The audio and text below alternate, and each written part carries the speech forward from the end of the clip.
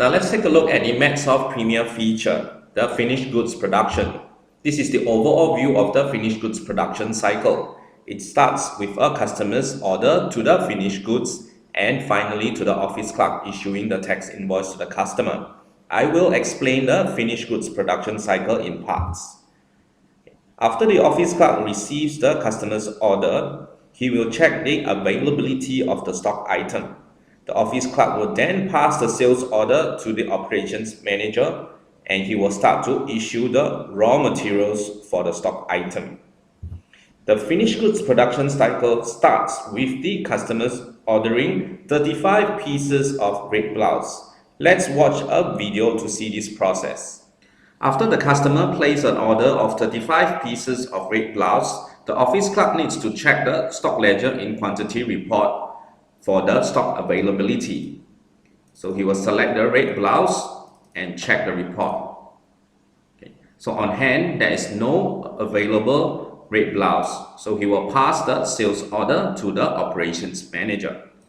The operations manager will then do a stocks issue of the raw materials for the production of the red blouse. So the raw materials required will be 1 roll of black threads and 1 roll of red cloth.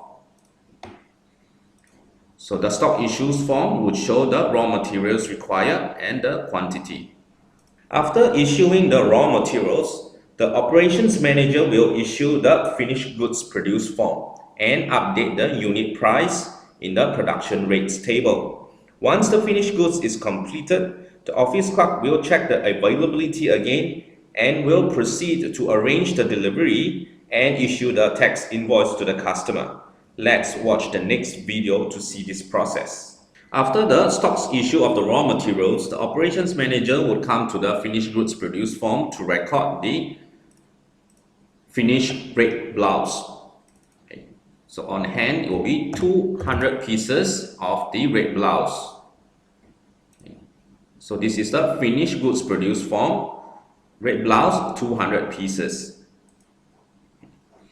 So then after recording the finished goods, he will need to go to the production rates to record the unit price for the red blouse. Okay. In this example, we are going to use unit price will be $3.50. We will do a save.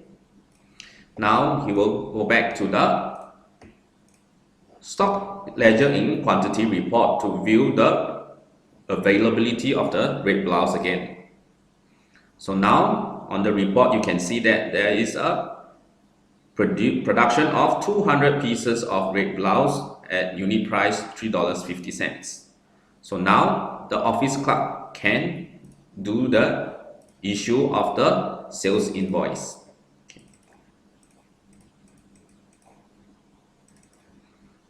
35 pieces, the unit price is $5. So let's take a look at the tax invoice. So we show 35 pieces at unit price $5. So now the office clerk can arrange for the delivery to the customer as well.